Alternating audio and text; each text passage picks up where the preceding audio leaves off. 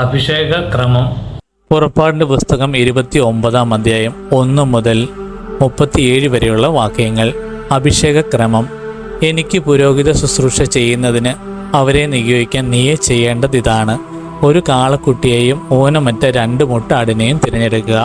പുളിപ്പില്ലാത്ത അപ്പം, എണ്ണ ചേർത്ത് മയം വരുത്തിയ പുളിപ്പില്ലാത്ത അപ്പം, എണ്ണ പുരട്ടിയ പുളിപ്പില്ലാത്ത നേർത്ത അപ്പം ഇവ സജ്ജമാക്കുക. ഇവയെല്ലാം ഗോതമ്പ് മാവുകൊണ്ട് ഉണ്ടാക്കണം.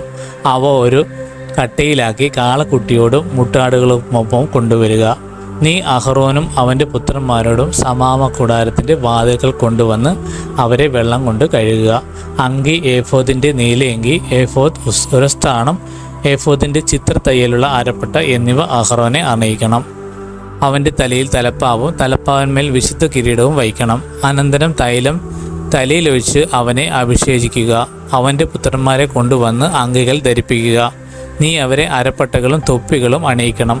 ശാശ്വതമായ നിയമമനുസരിച്ച് പൗരോഹിത്യം അവരുടേതായിരിക്കും. നീ അഹറോനെയും അവൻ്റെ പുത്രന്മാരെയും പുരോഹിതരായി അവരോധിക്കണം. അനന്തരം കാളക്കുട്ടിയെ സമാഗമ കൂടാരത്തിന് മുൻപിൽ കൊണ്ടുവരണം. അഹറോനും പുത്രന്മാരും അതിൻ്റെ തലയിൽ കൈകൾ വയ്ക്കണം. അതിൻ്റെ സന്നിധിയിൽ സമാഗമ കൂടാരത്തിൻ്റെ വാതിൽക്കൽ വെച്ച് കാളക്കുട്ടിയെ കൊല്ലണം. അതിൻ്റെ രക്തത്തിൽ നിന്നും കുറെയെടുത്ത് വിരൽ കൊണ്ട് ബലിപീഠത്തിൻ്റെ കൊമ്പുകളിൽ പുരട്ടണം. ബാക്കി രക്തം ബലിപീഠത്തിൻ്റെ ചുവട്ടിൽ ഒഴിക്കണം. കുടൽ പൊതിഞ്ഞുള്ള മേധസ്സും കരടിന്മേലുള്ള കൊഴുപ്പും ഇരുവൃക്കകളും അവയിന്മേലുള്ള മേധസ്സും എടുത്ത് ബലിപീഠത്തിന് മേൽ ദഹിപ്പിക്കണം. എന്നാൽ കാളക്കുട്ടിയുടെ മാംസവും തോലും ചാണകവും പാളയത്തിന് വെളിവെച്ച് അഗ്നിയിൽ ദഹിപ്പിക്കണം. ഇത് പാപപരിഹാര ബലിയാണ്. മുട്ടാടുകളിൽ ഒന്നിനെ മാറ്റി നിർത്തണം. അഹറോനും പുത്രന്മാരും അതിൻ്റെ തലയിൽ കൈകൾ വയ്ക്കട്ടെ. അതിനെ കൊന്ന് രക്തമെടുത്ത് ബലിപീഠത്തിന് ചുറ്റും ഒഴിക്കണം. അതിനെ കഷ്ണങ്ങളാക്കി മുറിച്ചതിന് ശേഷം അതിൻ്റെ ആന്തരിക അവയവങ്ങളും കാലുകളും കഴുകണം. ഇവ മറ്റ് കഷ്ണങ്ങളുടെയും തലയുടെയും കൂടെ വയ്ക്കണം. മുട്ടാടിനെ മുഴുവൻ ബലിപീഠത്തിൽ വെച്ച് ദഹിപ്പിക്കണം. ഇത് കർത്താവിനുള്ള ദഹന ബലിയാണ്, കർത്താവിന് പ്രസാദകരമായ സുഗന്ധം. അനന്തരം അടുത്ത മുട്ടാടിനെയും കൊണ്ടുവരണം. അഹറോനും പുത്രന്മാരും അതിൻ്റെ തലയിൽ കൈകൾ വയ്ക്കണം. അതിനെ കൊന്ന് രക്തത്തിൽ കുറച്ചെടുത്ത് അഹറോൻ്റെയും പുത്രന്മാരുടെയും വലത്ത് ചെവിയുടെ അഗ്രത്തിലും വലത്ത് കൈയുടെ തള്ളവിരലിലും വലത്ത് കാലിൻ്റെ പെരുവിരലിലും പുരട്ടുകയും ബാക്കി ബലിപീഠത്തിന് ചുറ്റും ഒഴിക്കുകയും വേണം. ബലിപീഠത്തിലുള്ള രക്തത്തിൽ നിന്നും അഭിഷേക തൈലത്തിൽ നിന്നും കുറച്ചെടുത്ത് അഹറോൻ്റെ മേലും അവൻ്റെ വസ്ത്രത്തിന്മേലും അവൻ്റെ പുത്രന്മാരുടെ മേലും അവരുടെ വസ്ത്രത്തിന്മേലും തളിക്കണം. അങ്ങനെ അവനും പുത്രന്മാരും അവരുടെ വസ്ത്രങ്ങളും ശുദ്ധീകരിക്കപ്പെടും. അതിനുശേഷം നീ മുട്ടാടിൻ്റെ മേധസ്സും കൊഴുത്ത വാലും കുടൽ പൊതിഞ്ഞിരിക്കുന്ന മേധസ്സും കരടിന്മേലുള്ള കൊഴുപ്പും ഇരുവൃക്കകളും അതിന്മേലുള്ള മേധസ്സും വലത്തെ പുറുകും എടുക്കണം. കാരണം അത് അഭിഷേകത്തിനുള്ള മുട്ടാടാണ്. കർത്താവിൻ്റെ സന്നിധിയിൽ വച്ചിരിക്കുന്ന പുളിപ്പില്ലാത്ത അപ്പത്തിൻ്റെ കട്ടയിൽ നിന്നും ഒരപ്പവും എണ്ണ ചേർത്ത് മയം വരുത്തിയ ഒരപ്പവും നേർത്ത ഒരപ്പവും എടുക്കണം. ഇവയെല്ലാം അഹ്റോൻ്റെയും പുത്രന്മാരുടെയും കരങ്ങളിൽ വെച്ച് കർത്താവിൻ്റെ സന്നിധിയിൽ നീരാജനം ചെയ്യണം.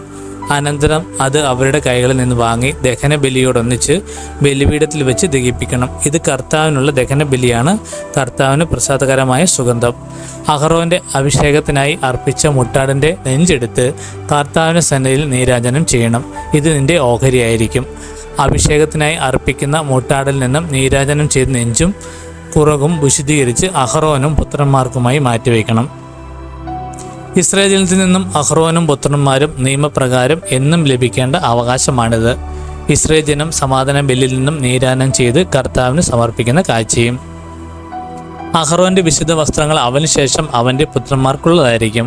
അവർ പുരോഹിതരായി അഭിഷിക്തരാകുന്നതും നിയോഗിക്കപ്പെടുന്നതും അവ ധരിച്ചുകൊണ്ടായിരിക്കണം. അവൻ്റെ സ്ഥാനത്ത് പുരോഹിതനാകുന്ന അവൻ്റെ പുത്രൻ വിശുദ്ധ സ്ഥലത്ത് ശുശ്രൂഷ ചെയ്യുന്നതിന് സമാഗമ കൂടാരത്തിൽ വരുമ്പോൾ 7 ദിവസം അത് ധരിക്കണം. അഭിഷേകത്തിന് അർപ്പിക്കുന്ന മുട്ടാടിൻ്റെ മാംസമെടുത്ത് വിശുദ്ധമായ ഒരു സ്ഥലത്ത് വെച്ച് വേവിക്കണം.